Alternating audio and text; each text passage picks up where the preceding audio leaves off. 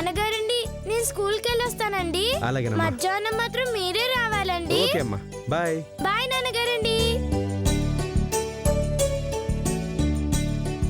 Ice cream ఎంత uncle? 30 రూపాయలమ్మా. ఇగో అన్న, నా కాడ 10 రూపాయలే ఉన్నాయే. మిగతా పైసలు రేపిస్తా. ఒక ఐస్ క్రీమ్ రేపే ఇస్తానమ్మా, డబ్బులు పట్టుకొచ్చేసి రేపిస్తాను.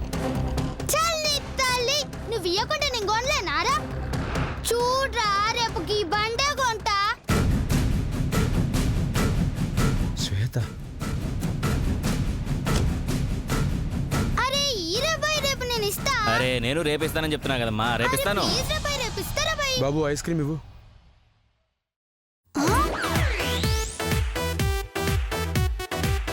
తీసుకోమా. థాంక్స్ రా బండోడా. బండోడా? నాకు తెలియదారా, నా మీద అలిగినావు కదా, జంబోగాన్ లెక్కిస్తే తీసుకోనని మా అయ్యగాన్ లెక్కొచ్చి ఇచ్చినావు, అంతే కదా? అంతే అంతే.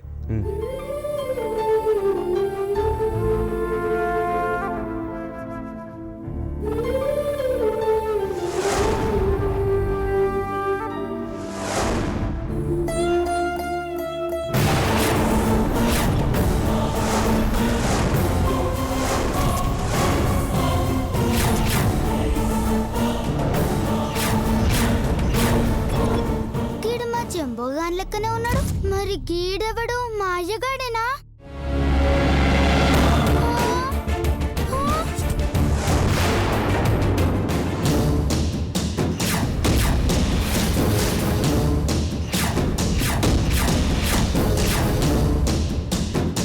ఏయ్, నువ్వు మా అయ్యగాన్ వారా?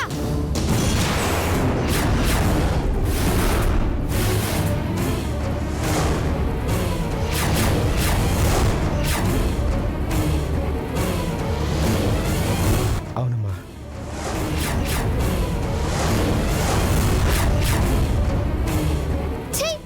సిగ్గు లేదారా? మనిషి తను మెత్తిన వారా? మా అమ్మని చంపి ఐస్ క్రీమ్ ఇస్తే ఎట్లా తీసుకుంటాను అనుకున్నావురా? అది కాదమ్మా.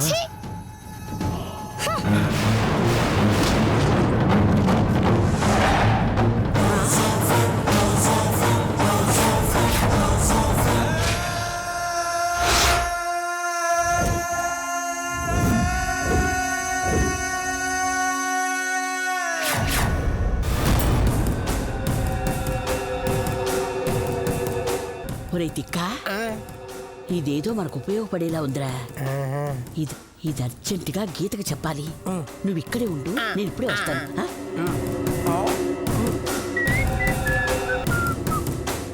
ఇంకోసారి నా కంట పడ్డవా సంపుడు సంపుతా బిడ్డ.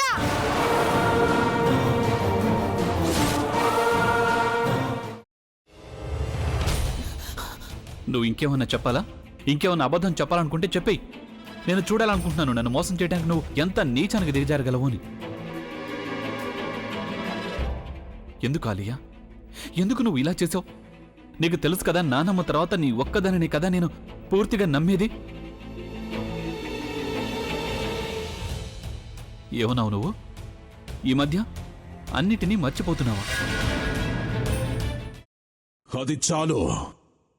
వాటిలో ఉన్న శక్తి విషయాన్ని గ్రహించి మనకు వివరిస్తాయి.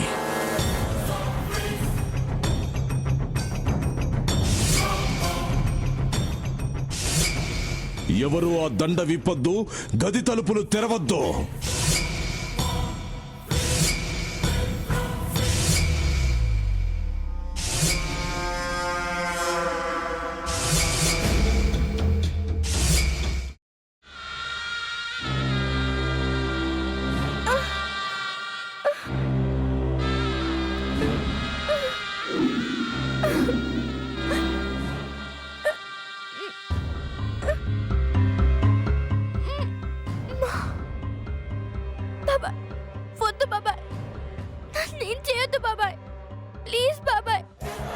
నిజం తెలిసినప్పుడే నా ఆలోచనలో నువ్వు చచ్చిపోయావు.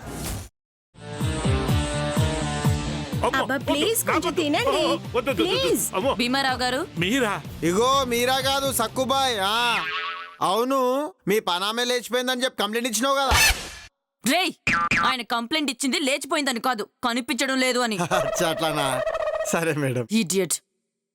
ఆ వంట మనిషి పేరేంటన్నారు? రత్తాలు మేడం. ఏం పెద్ద మంచి, నీ వంట మంచిని కూడా మేడం అని పిలుస్తావా? రేయ్ హాఫ్ బ్రెయిన్,